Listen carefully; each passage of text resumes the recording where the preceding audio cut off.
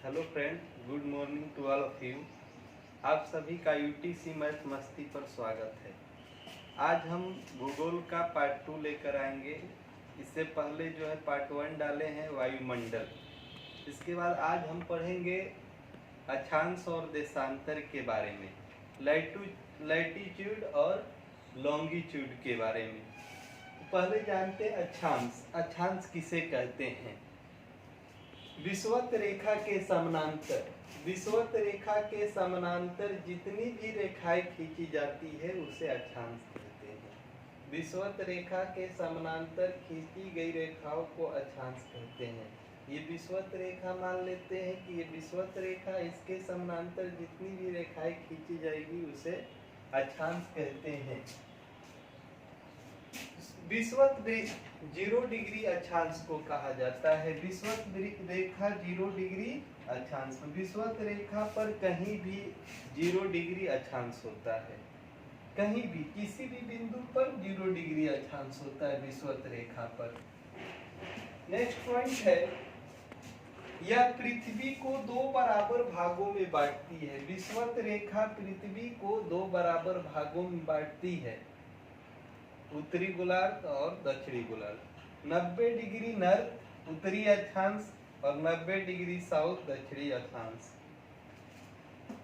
अक्षांश रेखाएं पूर्व से पश्चिम की ओर खींची जाती है। जितनी भी अक्षांश रेखाएं हैं पूरब से पश्चिम की ओर खींची जाती है।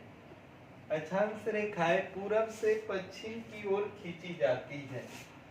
अक्षांशों की कुल संख्या 180। अक्षांशों की कुल संख्या कितनी है? 180 है। 2 अक्षांश रेखाओं की बीच की दूरी 111 किलोमीटर होती है। 2 अक्षांश रेखाओं की बीच की दूरी 111 किलोमीटर है।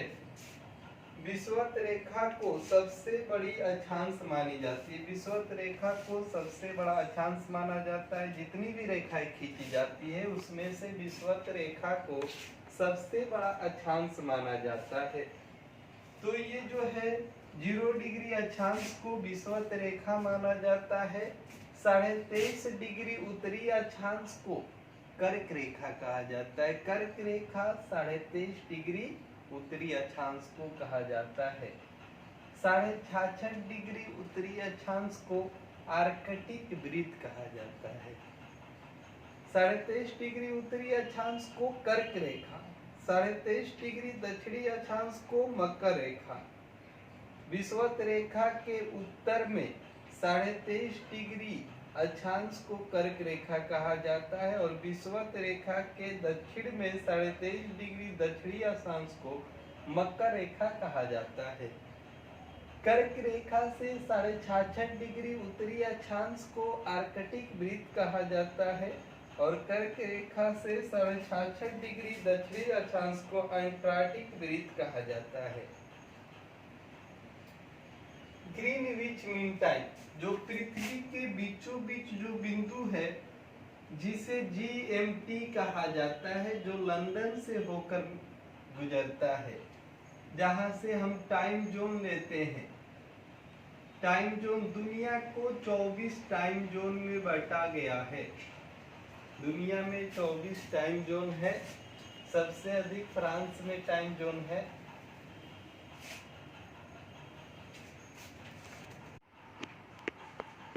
हम लोग अक्षांश के बारे में देखे अभी। अब आगे हम पढ़ेंगे देशांतर के बारे में। देशांतर क्या है? उत्तरी ध्रुव से दक्षिणी ध्रुव को मिलाने वाली रेखा को देशांतर कहा जाता है। ये नॉर्थ पोल और साउथ पोल, नॉर्थ पोल से साउथ पोल की ओर जितनी भी रेखाएं खींची जाएगी उसे हम देशांतर कहते हैं। उत्तरी ध्रुव से दक्षिणी ध्रुव को मिलाने वाली रेखा को देशांतर कहा जाता है। कुल देशांतरों की संख्या 360 है। कुल देशांतर कितने हैं? 360। 180 डिग्री पूर्वी देशांतर,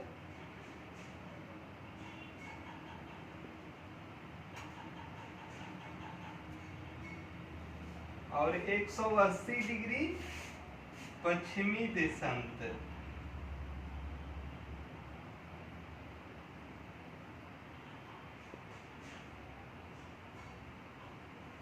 कुल देशांतरों की संख्या 360 है, जो 180 डिग्री पूर्वी देशांतर और 180 डिग्री पश्चिमी देशांतर में बटा हुआ है। 0 डिग्री देशांतर को प्रधान मध्याह्न रेखा माना जाता है। 0 डिग्री देशांतर को प्रधान मध्याह्न रेखा माना जाता है, जो लंदन के पास ग्रीनविच से होकर गुजरती है। 0 डिग्री देशांतर को प्रधान मध्याह्न रेखा माना जाता है, जो लंदन के ग्रीनविच मीन टाइम से होकर गुजरती है। दो देशांतर रेखाओं की बीच की दूरी 111.32 किलोमीटर है। दो देशांतर रेखाओं की बीच की दूरी 111.32 किलोमीटर है, जिसे गोरे कहा जाता है।